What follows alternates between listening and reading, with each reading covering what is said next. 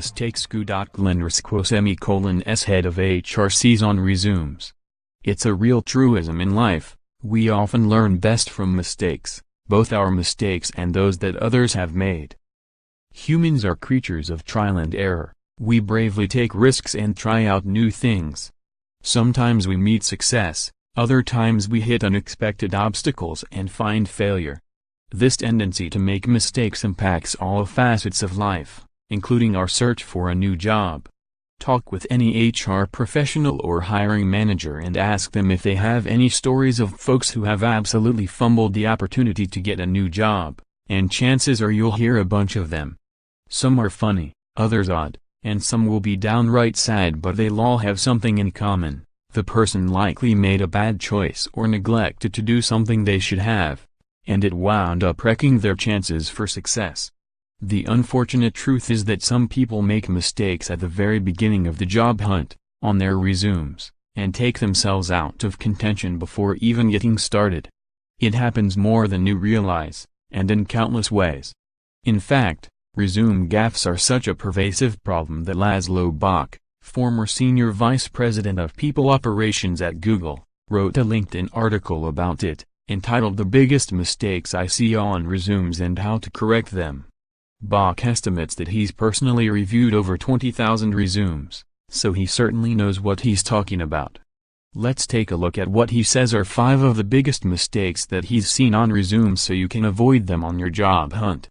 When it comes to foolish resume formatting, Bock has seen it all, from wildly creative designs and outlandish fonts to splashes of color and crazy margins, all done in an effort to try and stand out from other resumes and grab the reader's attention. Unfortunately, what you may earn in attention grabbing could cost you in another key area: effectively, clearly, and professionally conveying your background, experience, and skill set. Artistic bells and whistles simply don't work on resumes. A clean, legible, and professional-looking document is what works best. If you want to be taken seriously in the job market, save the creativity for your next arts and crafts project.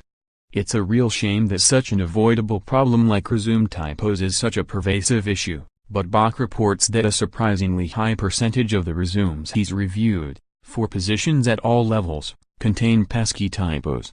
And good luck being taken seriously during the job hiring process if the first impression you make is someone who can't be bothered to put in the extra effort to get such an important document correct. Typos are absolute resume killers, so be completely sure that yours is error-free and in perfect shape before sending it out. More hiring, 6 top phone interview questions and how to answer them, more employment tips, create a great resume in 10 minutes, more career advice, how to job hunt this holiday season. This is a trickier problem because the longer you're in the job market, the more things you'll have to say about yourself.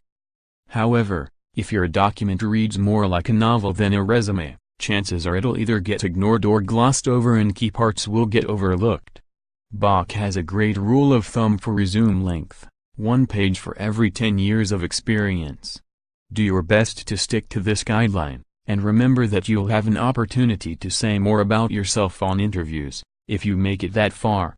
This doesn't happen very often, but when it does, it raises big red flags.